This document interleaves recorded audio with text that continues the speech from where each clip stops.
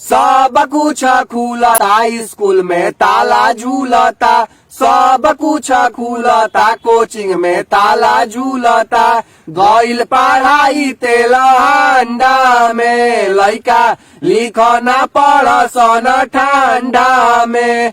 जाए नीतीश चाचा नाश कई दियल, एजुकेशन सिस्टम में बड़का बांस कई दियल। खाली बाझल रहेला दारू गांजा में, गइल पढ़ाई तेल हांडा में, लइका लिखना पढ़सन ठंडा में।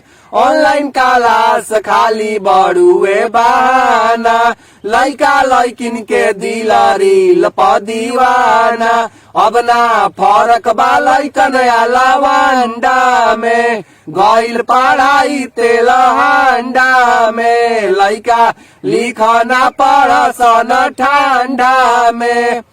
ये नीतीश चाचा नमस्ते, हम दोनों भाई आपसे बड़ी नाराज हैं। आपके बिहार में बड़ी स्थिति खराब है, आप खाली शराब पे और शराबियों पे ध्यान दे रहे हैं, शिक्षा रोजगार पे तो ध्यान नहीं है आपका। बड़ी सोचे थे बचपन से कि पढ़ लिख के हम लोग बड़ा आदमी बनेंगे, पुलिस बनेंगे, लेकिन आपके चलते सब सपना टूट जाएगा लगता है। काट दीजिएगा हम लोगों को। ए नीतीश चाचा, अगर कुछ नहीं दे सकते हैं तो रोजगार के जगह पे 2 लेमन चूसे दे दीजिए, हम लोग बैठ के चाहते रहे।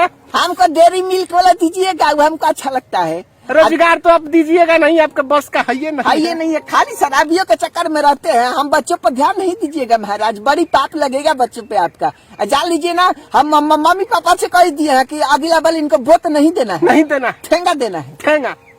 I hate you.